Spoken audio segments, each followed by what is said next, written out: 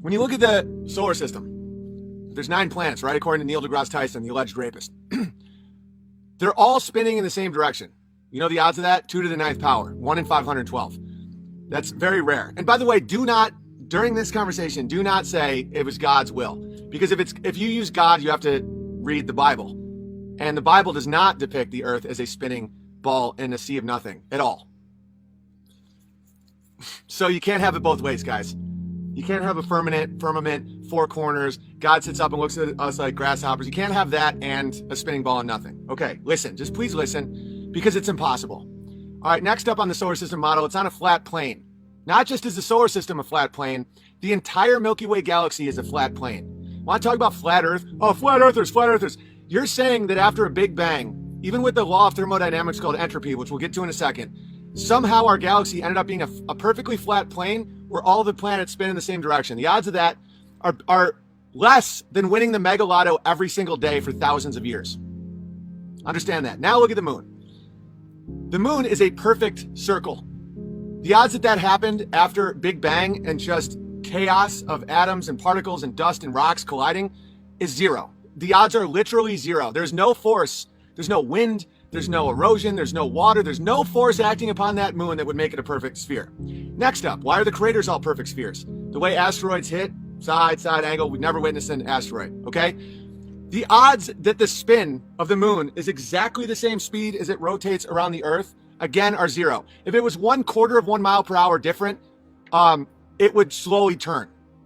The fact it doesn't, and there is 0 physics explanations with the model of gravity as we know it to explain why the moon, why its axis rotation is exactly matching it rotate around us so that we only see one side.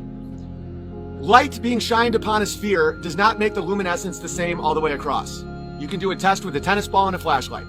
It's impossible. It can't happen. It only happens on 2-dimensional objects. Seeing as you've only seen one side of the moon because of its miraculous rotation and its perfect circle, and the fact that the luminescence is the same across the whole thing, implies, I'm not stating this, it implies it's a 2-dimensional object. A lot more than it's a spinning sphere out of the chaos of the Big Bang. Okay?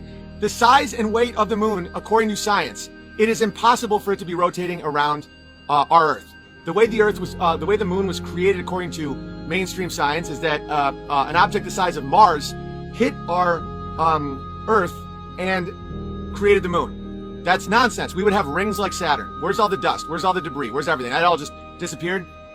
That makes no sense at all. Next up, the sun is 400 times bigger and miraculously 400 times farther away than the moon. And like 2 machine-cut quarters, they line up perfectly to make an eclipse. The odds of that are 1 in trillions times 1 in trillions times 1 in trillions. It's not possible.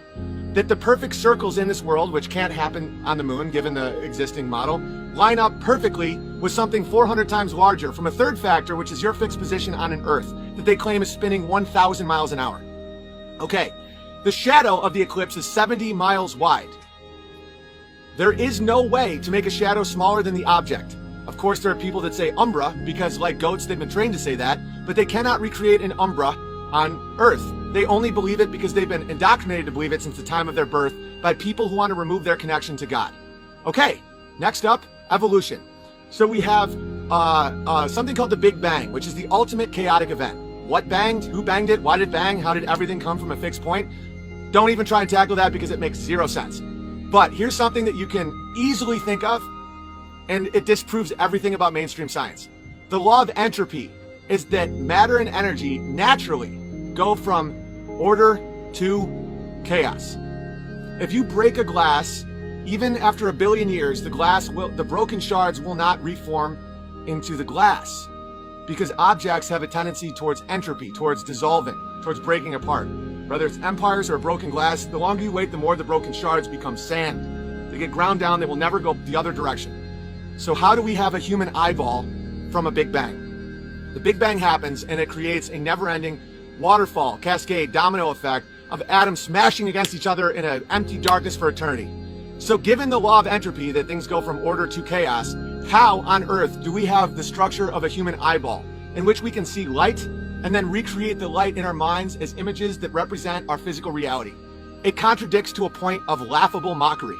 Okay, now understand that if anyone says, well, sexual selection, Big Bear, over long periods of time, I used to believe this stuff too. I believed all of it. I loved astronomy. I minored in evolution in college. I loved thinking about how the environment would interact with a human being, increase their odds of procreation or decrease their odds of procreation, and certain genes would pass. Nonsense.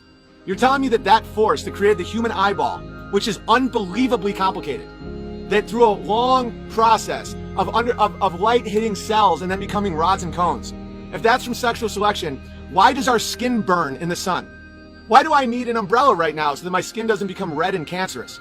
Well, Big Bear, it's because you're from the north. Why don't I have hair on my body? Why would I die outside in 30-degree weather without a structure around me? If my people came from Northern Europe, which they did for so long, how come I didn't evolve to not die in the snow and then die in the sun? If sexual selection actually had an impact on us, like they say it did, if we can evolve to have the complexity of a human eyeball out of a big bang, even though that goes against entropy, why on earth have we evolved to not have skin that's resistant to the one constant in our life at all times, which is the sun and then the winter? It doesn't make any sense, right? So what is the point of all of this? Is this supposed to give you despair and fear? No, it's removing it. We were created. That glass that was broken was a glass because someone made it. So someone made us to have eyes to see, ears to hear, a mouth to taste, hands to touch, a woman to love, a child to hold, right? That is love. And so what's the purpose of life? Serving that which gave us all of it, God. And they want you to think that we are on a spinning ball in an infinite black, and every atom that just smashes together randomly eventually became your parents who randomly fucked and are now silently watching NCIS in some long, weird, passive-aggressive game, and you're just here to randomly smash your genitals against someone. No fucking way, guys. That's despair. That's the world where you need medication to get out of bed. That's the world where you can be easily tricked because you have nothing to be grateful for or nothing to live for.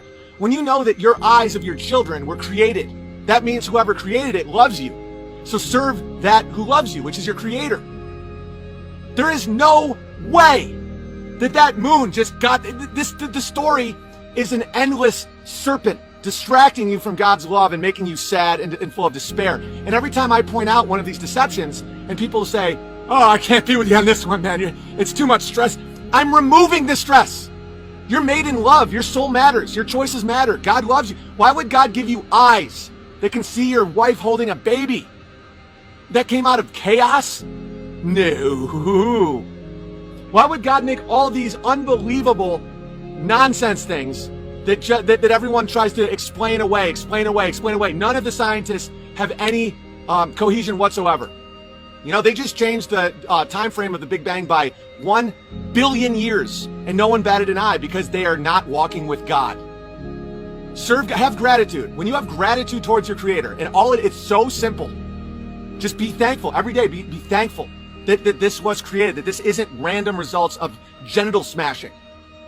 And then when you're thankful, when you say, thank you, God, God says, no problem. God is everything, guys. This is created out of love and form. And when you see it, your life has more form and order and beauty and love. You can forgive. You can call out bullshit. You can get mad and not be scared that you're bubbling with rage. The purpose of your life is to have gratitude and purpose and serve God, that which made you. That science didn't give you eyes. Random fucking over 1 billion years didn't give you ears. God did. And that's logic. Do you think logic and math explains how our fucking solar system and galaxy is a straight flat plane? And even though we have the law of entropy, for some reason, the most complicated physical things that we can't imagine just came out of fucking?